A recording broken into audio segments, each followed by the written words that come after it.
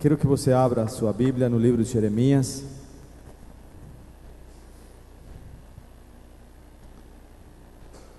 Hoje nós vamos trazer a palavra e eu gostaria que lêssemos alguns textos de Jeremias.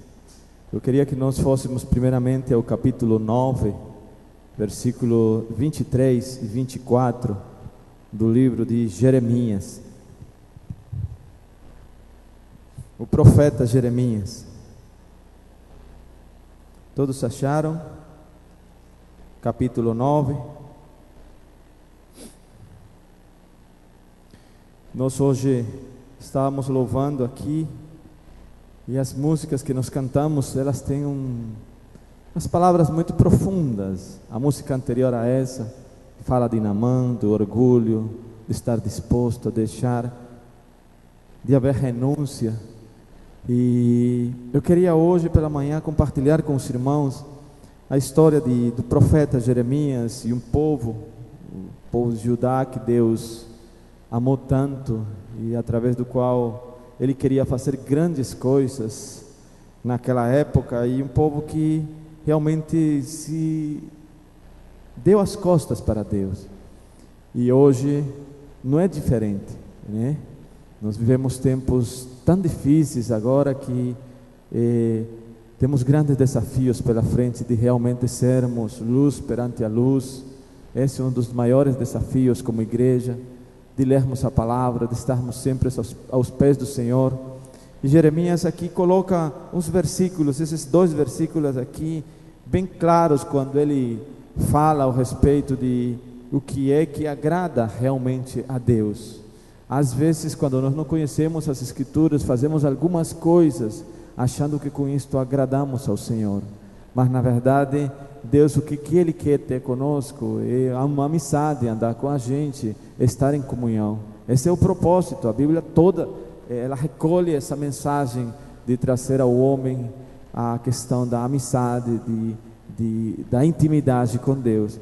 E então diz assim, o capítulo 9 do livro de Jeremias, versículo 23 e 24, fala o seguinte: assim diz o Senhor: não se glorie o sábio na sua sabedoria, nem se glorie o forte na sua força, não se glorie o rico nas suas riquezas, mas o que se gloriar, glorie-se nisto, em me conhecer e saber que eu sou o Senhor, que faço beneficência, juízo e justiça na terra, porque destas coisas me agrado, diz o Senhor. Oremos. Pai eterno, muito obrigado, Senhor, pela Tua palavra.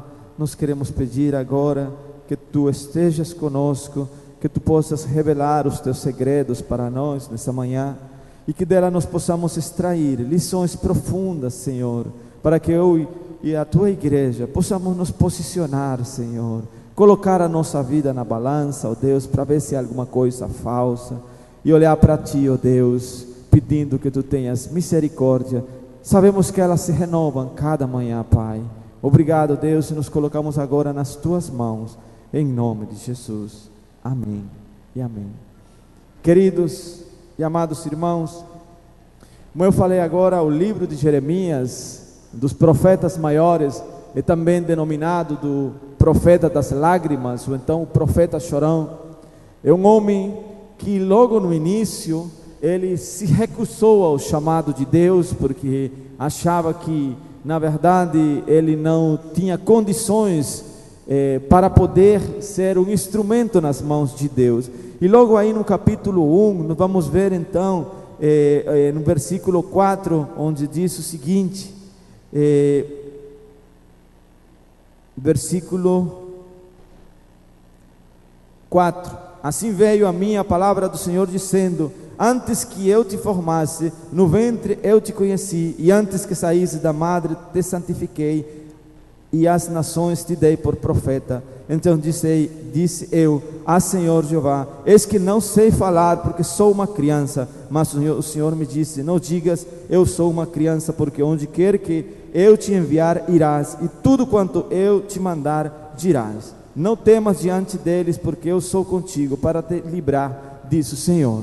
Então logo no início nós vemos que perante o chamado do Senhor, o profeta recusa o chamado. Ele diz: na verdade eu sou uma criança. Se fala que quando ele assumiu o ministério de profeta, tinha uns 23 anos de idade, era uma pessoa que não era da capital, era do interior, e ele era uma pessoa introvertida. Na verdade não tinha condições para se colocar como profeta e poder falar a mensagem de Deus, e uma mensagem severa, uma mensagem de denúncia contra o pecado. Mas Deus diz para ele: não, eu te escolhi, desde lá do ventre da tua mãe, eu já te guardei para tu ser o meu profeta. E então começa a história desse homem aqui. Mas o que nós vemos é que, na verdade, esse período era um período de apostasia, era um período em que, por causa do pecado do povo, Deus tinha dito a eles que Ele iria trazer uma nação para castigar o pecado do povo. E então o profeta se levanta com esse intuito de pregar a mensagem, uma mensagem que ninguém queria ouvir. Uma mensagem que ele dizia para o povo que eles tinham que se render perante a nação babilônica que estava chegando, mas eles não queriam ouvir aquela mensagem de arrependimento. Os teólogos dizem que nunca se colocou um fardo tão pesado em cima de um homem como em Jeremias, porque ele pregava para ouvidos surdos. Ele levantava sua voz e ninguém ouvia a mensagem. E nós vemos que aqui logo no início também fala, onde Deus diz para ele, em questão de que as profecias que iriam sair pela boca do profeta iriam se cumprir. E ele diz no versículo, deixa eu ver aqui, ainda no capítulo 1, fala sobre a questão da amendoeira. No versículo 11 diz o seguinte: ainda veio a mim a palavra do Senhor dizendo: que é que vês, Jeremias? E eu disse: vejo uma vara de amendoeira. E disse o Senhor: viste bem, porque eu velo sobre a minha palavra para se cumprir. A amendoeira era a primeira planta que florescia na primavera na Palestina. Então Deus diz: olha aí para a amendoeira, o que tu estás vendo? O que tu vês? Ele disse: uma amendoeira, ela está florescendo, assim como ela floresce nessa época, e não há quem pare que ela deu seu fruto, assim também a minha palavra há de se cumprir. Não temas, eu estou contigo. E ele continua dizendo, também referindo-se à questão do ministério de Jeremias, de que iria ser um ministério difícil. Ele diz no versículo 13: e veio a minha palavra do Senhor segunda vez, dizendo: que é que vês? Eu disse: vejo uma panela a ferver, cuja face está para a banda do norte. O que é que Deus está dizendo para Jeremias com respeito àquela panela fervendo? Ele está dizendo: o teu ministério será um ministério muito pesado, muito difícil. O teu ministério levará que as pessoas se levantem contra ti, a tua família vai te desprezar, o teu povo não querá mais ouvir, você vai apanhar, você vai sofrer por causa desse ministério, mas não desanime, eu estou com você. Não desanime, porque eu estarei presente. As minhas palavras que irão sair pela tua boca serão palavras que vão se cumprir, porque eu sou o Senhor. Então ele logo no início começa a dizer ao profeta como iria ser a sua caminhada. Deus é um Deus de amor. Quando Ele chama cada um de nós de uma maneira particular, Deus tem nos chamado a cada um de nós de uma maneira especial. Nós temos ouvido a voz do Senhor e nós temos sido conscientes de que precisávamos de mudança, precisávamos de transformação. Tivemos esse encontro com Ele e a partir daí então Deus começa a usar-nos com o propósito de expandir a sua palavra e nos dizer que nós não estamos só. E aqui então nós vemos que se hoje nós pudéssemos perguntar qual seria talvez a maior virtude que o homem poderia desejar ter na sua vida, alguns de vocês poderiam hoje dizer: bom, uma das maiores virtudes que eu gostaria talvez seria sempre falar a verdade, sempre ser uma pessoa corajosa, ser uma pessoa leal. E talvez essas virtudes são boas, mas o que Deus nos mostra através da palavra é que o que nós devemos ter como maior desejo é conhecer Deus na intimidade, é andar com Ele bem pertinho, porque Deus é real, né? E nós podemos nos engajar em várias atividades de maneira tal que nós possamos estar em intimidade com Deus. Nós encontramos alguns desses homens aqui nas Escrituras, não somente Jeremias, que escreve essas palavras que nós lemos aí no capítulo 9, ou como também escreve as palavras quando Deus o leva para ver o oleiro e ver como ele realiza a sua obra, e há uma comparação muito bela aí ao respeito de como ele quebra e a roda, que significa muitas vezes as vicissitudes da vida, que significam os problemas da vida, mas que Deus controla tudo, porque Ele é o Senhor. Então a maior virtude que um homem pode desejar é a intimidade com Deus, e nós vamos ver em Isaías capítulo 41, versículo 8, Abraão foi um homem que andou com Deus, e a Bíblia diz nesse versículo 8, ele diz: você, porém, ó Israel, meu servo Jacó, a quem escolhi, vocês, descendentes de Abraão, e há uma vírgula colocada aí, que depois dessa vírgula diz: Abraão, meu amigo. Que tremendo! Abraão, o meu amigo. Então nós vemos aqui, uma vez mais, falando sobre a questão da intimidade, falando sobre a questão da necessidade do homem, não somente ouvir ou conhecer a Deus, apenas de ouvi-lo. Tem muitas pessoas, e era o que acontecia com o povo de Israel. O povo de Israel tinha esquecido já o seu Deus, tinha esquecido a sua palavra, começaram a se prostituir, fazendo alianças, tendo medo das nações vizinhas e realizando alianças com outras nações, com o Egito, com a Síria. E muitas vezes essas alianças tinham um custo muito alto, porque importavam os seus deuses, levavam para dentro do povo de Israel a idolatria, os cultos a deuses estranhos. E o profeta se levanta e diz: não façam esse tipo de aliança, não façam esse tipo de amizade, não façam esse tipo de acordos, confiem no Senhor. O Senhor está sempre presente com o seu povo, Ele tem os seus propósitos. E então nós vemos aqui no caso de Abraão falando de um homem que andou com ele, que tem intimidade. No Moisés foi outro. No capítulo 33, versículo 11, fala o seguinte: o Senhor falava com Moisés face a face, como quem fala com o seu amigo. Que tremendo! Falava com ele face a face, como quem fala com o seu amigo. E você pode estar pensando: pastor, mas o Senhor está falando aí de uma maneira tal que parece que Deus é tão real como nós que estamos aqui. Mas, irmão, é verdade. Talvez para você ele pareça distante, porque você não percorreu esse caminho. Porque o próprio profeta Isaías, no momento, lá no capítulo 15, me parece que ele diz que Deus habita no alto e sublime lugar, dando-nos a entender que há uma separação grande entre o homem e Deus. Mas na parte B desse mesmo versículo ele diz: mas Deus também habita com o contrito, com o humilhado de coração. Então o recado que o profeta quer nos dar aí é que nós sim podemos chegar a esse patamar da altura do varão perfeito. Nós podemos sim andar com a cabeça erguida como servos do Senhor, compreendendo os princípios, os valores dele que devem estar dentro de mim, que devem se manifestar de uma maneira diária no meu viver. Se é necessário, preciso falar, mas as pessoas verão em mim, a minha vida, a minha maneira de ser, que há alguma coisa diferente, porque eu ando com Deus, porque nós precisamos andar com Deus. E aqui, então, o que Deus está dizendo para o seu povo? Há muitas passagens que falam a respeito de como Deus quer levar o seu povo a esse convívio, a andar com eles ali. E nós vemos aqui também que Davi foi outro dos homens que experimentou essa intimidade com Deus. Diz o seguinte, a palavra de Deus: depois de rejeitar Saul, levantou-lhe Davi como rei, sobre quem testemunhei: encontrei Davi, filho de Jessé, homem segundo o meu coração. Ele fará tudo o que for da minha vontade. Isso nós encontramos em Atos capítulo 13, Deus se referindo a Davi. Lembra que o povo de Deus, num momento determinado da sua história, eles, no início, Deus guiava o povo através de uma teocracia, através dos juízes de Israel.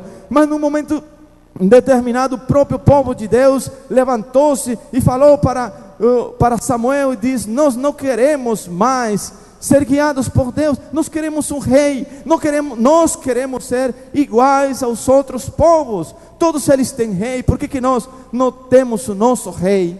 O profeta sentiu-se muito triste naquele momento e foi orar ao Senhor, e o Senhor diz: Samuel, não entristeça o seu coração, não foi a você que o povo rejeitou, foi a mim que o povo me rejeitou. Então faz conforme tudo que o povo está falando, levanta entre eles o rei, mas diz para eles o que o rei vai fazer com o povo: vai chamar as suas filhas para trabalharem, vai pegar os seus filhos e levá-los por exército, vai colocar impostos.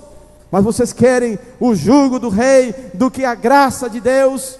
E então nós vemos como é levantado então o primeiro rei de Israel, e nós vemos a triste história daquele homem, porque era um homem que não estava conforme o coração de Deus, porque não foi um homem que foi Deus que o escolheu. E depois de tudo aquilo, então encontramos esse versículo que acabei de ler agora: Davi, um homem conforme o coração de Deus. Deus escolhe para si um rei. Deus então chama alguém que seja sensível à voz de Deus. Se vocês notam em todos esses versículos que nós lemos agora, a grande preocupação de Deus não é a riqueza. Ele não está dizendo aqui: chama alguém que seja rico para me servir, ou então chama o filho de general que seja forte, que tenha exércitos, que seja destro na guerra, para que então possa me servir. Ou então chama o filho do sábio, que tenha sabedoria tal, que as pessoas ao abrir a boca, eles fiquem impressionados com a palavra, com a eloquência daquele homem. Não, ele diz: se há alguma coisa para o homem se gloriar, glorie-se nisto, em me conhecer, em saber que eu sou Deus, em saber que eu sou o Senhor, em saber que as minhas misericórdias se renovam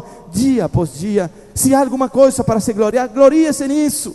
E nós vemos todas as escolhas que o Senhor faz. Nós vemos, a Bíblia nos revela que Saul foi escolhido porque ele sobressaía entre todos os homens. Era um homem muito alto, bonito, formoso, charmoso. Então o povo diz: esse é daí, ele tem aparência de rei, então vamos elegê-lo, porque ele será o nosso guia. Que troca, né? Deixar Deus para ser guiado por um homem. Mas Deus mesmo assim, então ele escolhe o seu próprio rei, escolhe Davi. E nós lembramos a história da escolha de Davi também, filho de Jessé. O profeta está com a incumbência de ir ungir o novo rei, mas Jessé tem uma grande quantidade de irmãos. E o profeta chega lá e logo vê a Eliabe e vê os outros irmãos altos, bonitos. Então, esse daí é ele. Mas na hora que ele vai ungir, o Senhor diz: não, você escolheu pela aparência, não é ele não. E foi passando um, o outro, até que o profeta perguntou a Jessé: falta mais algum filho? E tinham esquecido: se falta um, é o pequenininho, é um menino, está lá cuidando das ovelhas, um pastorzinho de ovelhas. Manda chamar ele. Não foi escolhido pela aparência, era pequenininho, magérrimo, tinha nada de atrativo, mas tinha o coração conforme ao coração de Deus, tinha sensibilidade para a voz de Deus. E se você lê a história de Davi, você vê que lá ele tinha intimidade com Deus. Ele tinha lutado contra um leão, ele tinha lutado contra um urso, era destemido. Ele louvava, ele compôs a grande quantidade de hinos lá no deserto, com a sua harpa, na intimidade com Deus. No deserto ele aprendeu a depender de Deus. No deserto ele andou com o Senhor. Quantos papos ele deve ter batido com o Senhor no deserto, nas caladas da noite. E ele então, o seu caráter foi forjado, ele andou com o Senhor, e o Senhor então conheceu ele bem de perto, e ele diz: ele fará tudo o que for da minha vontade. Mas Jeremias, no capítulo, deixa eu ver aqui, no capítulo 8, me parece, diz o seguinte, falando ao povo: conhecia o coração de Deus. Com certeza Jeremias o conhecia. Ele disse o seguinte: ele foi realmente um profeta com muita intimidade com Deus. Diz o seguinte: ele viveu perto do Senhor, ele viveu numa intimidade tal com o Senhor, que ele conseguiu poder passar e exercer aquele ministério tão duro, que Deus tinha lhe anunciado: será como uma panela fervendo nas tuas mãos. Que tremendo. Chegou uma hora em que o próprio profeta, ele é desprezado pela sua própria família. é desprezado pela sua própria família. E nesse momento então Jeremias vai a Deus e começa a argumentar algumas coisas contra Deus. E então Deus também começa a argumentar algumas coisas contra Jeremias e a colocar a Jeremias e dizer: Jeremias, assim mesmo como você se sente traído pela sua própria família, assim eu sinto-me traído pelo povo ao qual eu tenho amado, ao povo ao qual eu tenho cuidado. Eu tenho sido traído por esse povo, porque deixaram a minha aliança para andar com outros deuses, porque se prostituíram, porque deixaram para trás os meus ensinamentos. Dessa mesma maneira, assim como o profeta externa a sua, vamos dizer, a sua própria natureza humana, a sua própria debilidade, assim Deus diz para ele: dessa maneira eu também me sinto quando eu vejo o meu povo adorar os postes ídolos, quando vejo o povo voltar de novo para a idolatria. Então nós vemos aqui que Deus realmente nos mostra que através da sua palavra nós temos que compreender qual é a hora de Deus, o momento que a igreja está vivendo. Nós precisamos entender isso. Nesse contexto que nós estamos lendo aqui, ele tinha sido levantado para dizer: a nação tem que se render à Babilônia, porque Deus já tinha pregado para eles: se arrependam dos seus pecados, voltem os meus caminhos. Mas o povo não se arrependeu. Então a seguinte frase do profeta é: vocês vão receber o castigo, e Deus vai levantar uma nação, e para que o povo não sofra, vocês têm que se render. É melhor vocês se renderem. E então o pessoal, os políticos daquela época começaram a achar que ele estava sendo desleal com a nação, porque não ouviam, não traziam as palavras que eles queriam ouvir. Levantou-se um profeta para dizer tudo o contrário. Jeremias tinha colocado umas tábuas no seu pescoço, dizendo: assim será a escravidão de vocês. E o profeta falso levantou-se e quebrou as tábuas. E Deus diz: Jeremias levantou-se novamente e ele disse: em 1 ano ele morrerá. E colocou novamente as tábuas no seu pescoço. Essa vez não eram tábuas de madeira, eram tábuas de ferro, dizendo: assim o povo será levado escravo e passará lá na Babilônia 70 anos como escravo. Mesmo assim, vendo que a palavra dele, e o homem morreu. Você pode depois procurar no livro: o homem morreu. O povo, vendo que a palavra dele tinha se cumprido, mesmo assim eles não mudaram a sua maneira de viver. Então precisamos entender as horas de Deus. Aquela era a hora da destruição, e aquela destruição seria inevitável. Inevitável, porque Deus disse, lembra da amendoeira? Assim como a amendoeira floresce nesse tempo, não há outro tempo que ela floresça, é nessa hora. Assim a minha palavra há de se cumprir, palavra que sairá da tua boca. Mas tem que saber que esse ministério é como uma panela fervendo nas tuas mãos. Será difícil segurá-la, mas tenha bom ânimo, eu estou contigo. Tenha bom ânimo, ande na frente, denuncie o pecado, viva uma vida santa, mostre aos outros o caminho, diga para eles que ainda há esperança, diga para eles que Deus tem um propósito, diga para eles que a igreja precisa marchar de uma maneira forte, olhando para os salvos eternos, porque tem uma missão transformadora. Através dela Deus quer levar esperança ao mundo que perece. O ministério não é fácil, e ele diz: deve entender que é necessário se levantar. Nós não podemos nos cansar, nós não podemos viver apenas na mesmice. Nós temos que encontrar coisas novas, e para isso temos o Espírito Santo de Deus, que além de ser o Consolador, ele tem uma função santificadora sobre a minha vida. Ele quer acrescentar uma graça nova no teu e no meu coração. Nos momentos difíceis, Davi passou por eles.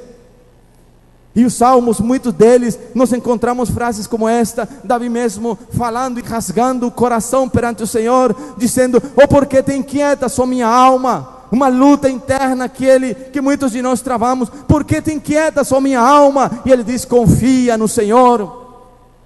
Para onde eu fugirei da tua presença? Davi também exclama: se eu fugir e me esconder lá no alto, tu estás ali. Se eu voar nas asas da alvorada, tu estás ali. Se eu descer para o profundo do abismo, também tu estás ali. Não há onde eu possa me esconder da tua presença. Eu quero entrar na tua graça, eu quero entrar no esconderijo do Altíssimo, porque ali eu vou encontrar alívio para a dor. Veja o que diz aqui o livro de Jeremias: mas eles não me ouviram, nem me deram atenção, antes seguiram o raciocínio rebelde dos seus corações maus, andaram para trás e não para frente, desde a época em que seus antepassados saíram do Egito, até o dia de hoje. Eu lhes enviei os meus servos, eu lhes enviei os meus profetas, dia após dia, mas eles não me ouviram, nem me deram atenção, antes tornaram-se obstinados e foram piores do que os seus antepassados. Foram piores do que os seus antepassados. Palavras colocadas aqui dizendo: eles não me ouviram, eles fizeram pior do que os seus antepassados. Então precisamos entender qual é a hora. Às vezes nós somos distraídos por coisas. Hoje há muitas coisas para nos distrair. Hoje há muitas luzes que chamam a atenção. A concorrência é muito grande. E se a gente não está colocado realmente os nossos pés na rocha, em Cristo Jesus, podemos facilmente nos desviar do caminho. Eu sempre costumo dizer que o fato de você estar na igreja não significa que você mantenha intimidade com Deus, não. É necessário sim que você esteja aqui na igreja. Não é isso que eu estou dizendo. Mas esteja aqui, não só porque hoje você não tinha nada que fazer. Venha com alegria para a igreja, esteja na presença do Senhor. O salmista diz: alegrei-me quando me disseram, vamos à casa do Senhor. Quando a gente começa a caminhar com Deus, e foi o que aconteceu com o profeta, era como se fosse o ar, era o ar que ele respirava. Porque não é fácil, no caso de Jeremias, exercer esse ministério. Quantas vezes ele quis voltar para trás, mas Deus o capacitou, Deus sempre o colocou na sua presença. Deus sempre disse: eu estou contigo. Lembra das minhas promessas lá no início? Lembra que eu falei sobre a amendoeira? Lembra que eu falei sobre a panela? Lembra que eu falei, eu te levei para ver como é que o oleiro que faz com o barro, como ele o quebra? Por acaso eu não farei a mesma coisa com o meu povo? E Deus está ali para ser o oleiro e tirar aquilo que não agrada aos seus olhos. E hoje talvez seja um momento em que você pare e diga: meu Deus, sim, eu preciso de me colocar nas mãos desse oleiro, dizer a Ele: faz de mim um vaso novo. E vamos ver lá como é que com a roda fica rolando lá para poder fazer a coisa acontecer. E Ele diz: não vamos quebrá-lo porque não está bem, vamos tirar isso. Isso que Deus quer fazer das nossas vidas, estar dispostos a que Ele quebre, a que Ele amasse o barro e faça dele uma estrutura nova, um vaso de bênção. Precisamos disso. Queridos irmãos, há uma diferença muito grande entre familiaridade, já falei sobre isso, entre familiaridade e intimidade. Existe familiaridade e muitas vezes é o que nós temos com Deus, e familiaridade é apenas uma convivência natural. Agora, intimidade é uma convivência relacional, é diferente, é uma convivência relacional. Deus quer se relacionar com você, assim como Ele falou aqui, e para isso nós temos um caminho só, para isso nós temos a Jesus Cristo, para isso nós temos a sua palavra. Davi também expressa no Salmo 119, falando para os jovens, ele diz: como manterá puro o jovem o seu caminho? Ele mesmo dá a resposta: guardando a tua palavra no meu coração, para eu não pecar contra ti. Guardando a palavra no coração. Então, queridos, nós precisamos ler a palavra, nós precisamos andar com Deus, nós precisamos ter devocionais, nós precisamos jejuar, nós precisamos fechar a porta do nosso quarto e lá na intimidade rasgar o nosso coração, dizer: Deus, tu sabes o que acontece, e confessar a Ele aquilo que Ele já sabe, porque Ele te conhece por dentro e por fora. Ele está no teu passado, Ele está no teu presente, Ele está também no teu futuro. Mas quando a gente se ajoelha, quando a gente se humilha, quando a gente rasga as vestes, diz: Deus, tu me conheces, e eu quero te confessar a minha pequenez. Eu quero, Deus, que tu transformes a minha vida, assim como Isaías no capítulo 6, quando fala que teve a visão celestial perante a santidade de Deus. Aquele homem cai e ele diz: eis que eu vou morrer. Entrou em um momento de crise existencial, porque ele sabia que era um homem de lábios impuros, mesmo sendo um profeta que se colocava para anunciar o pecado do povo, que se levantava como um atalaia para tocar a trombeta e anunciar os princípios de Deus. Ele diz: eu sou um homem de lábios impuros e habito em meio de um povo de impuros lábios, e meus olhos hoje viram ao Senhor, ao Santo de Israel. E ele caiu no chão. Ele sentiu aquela sensação que todo homem deve sentir, que todo homem que se encontra com Deus deve sentir, passar por essa experiência transformadora da inteira santificação. E a partir daquele momento, o próprio Deus coloca na palavra que um anjo voou com uma tenaz encendida, e se o teu problema é então a tua boca, eu vou colocar o carvão encendido para purificar os teus lábios. Você sabe qual é o seu problema? Não sei qual ele é, mas temos que colocar a nossa vida na balança. Nós não podemos continuar sendo as mesmas pessoas. Aliás, o homem que se encontra com Deus jamais é o mesmo. Paulo é exemplo disso lá no caminho de Damasco. Até o nome dele mudou, não seria mais Saulo de Tarso, e sim Paulo, o profeta destemido, que levou o servo de Deus destemido, que levou a palavra dele por todos os cantos. E assim então nós vemos que Jeremias, naquele momento, ele começa a clamar a Deus e dizer: olha, é difícil, mas eu sei que eu tenho um propósito. E dentro da sua intimidade, ele sempre foi fiel ao Senhor. Apesar de ser um profeta no qual Deus tinha lhe dito a ele que seria como a panela fervendo, que seria um ministério muito duro, apesar de todas essas coisas, Jeremias sempre foi fiel ao Senhor e cumpriu o seu ministério.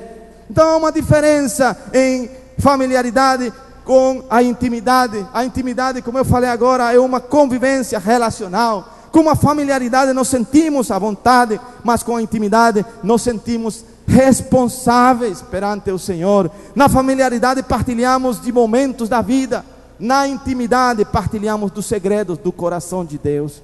E Jeremias nos mostra que havia intimidade, e ele começou então a compartilhar os segredos do coração do Senhor. Os segredos, e ele era um homem muito sensível, porque quando ele começa a profetizar sobre o que iria acontecer com o povo, ele chora, porque vê que o povo não ouve, está pregando para ouvidos surdos.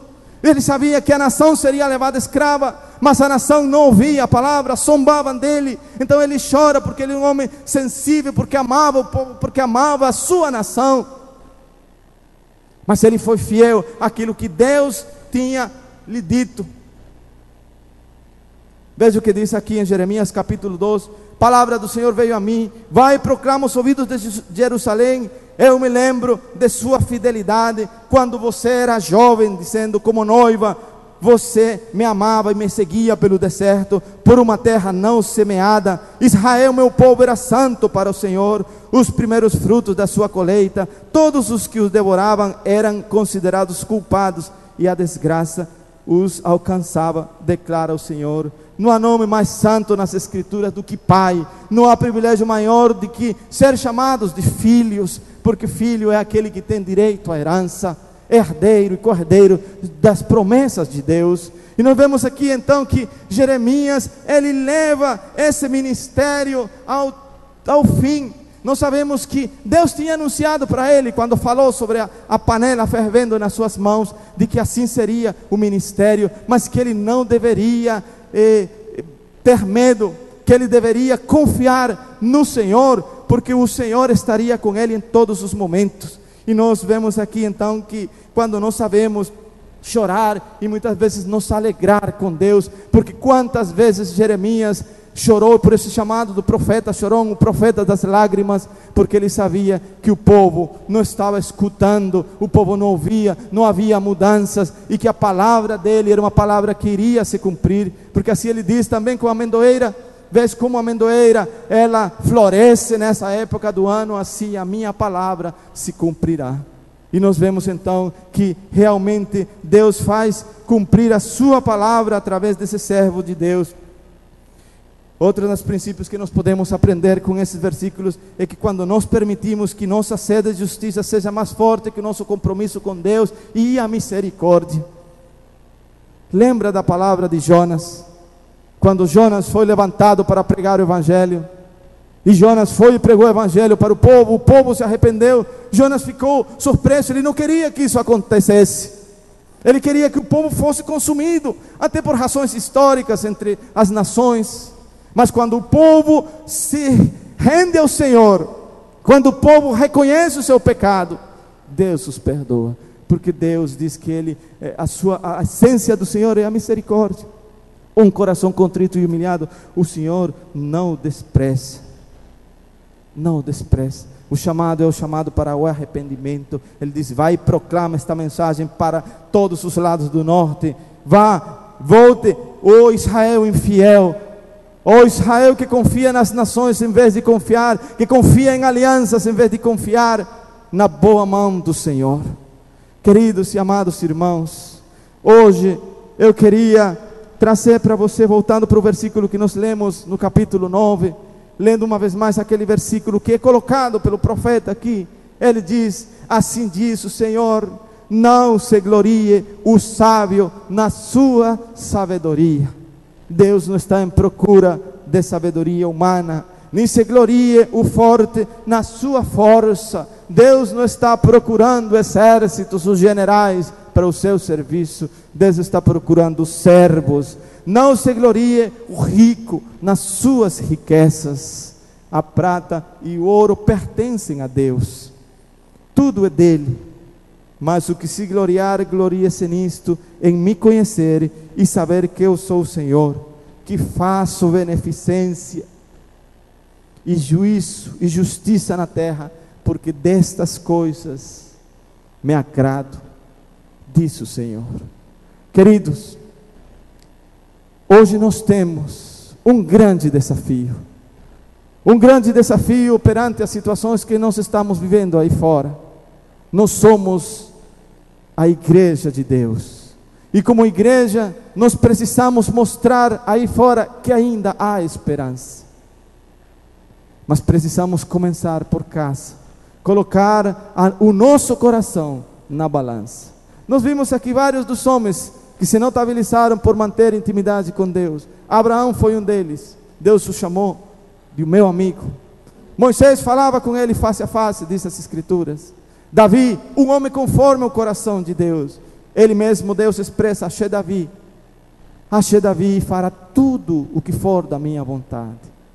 Jeremias, um homem que recusou o chamado, ele disse: eu sou uma criança apenas, não sei falar, sou introvertido, não consigo, não posso. Mas Deus disse: eu te escolhi desde o ventre da tua mãe.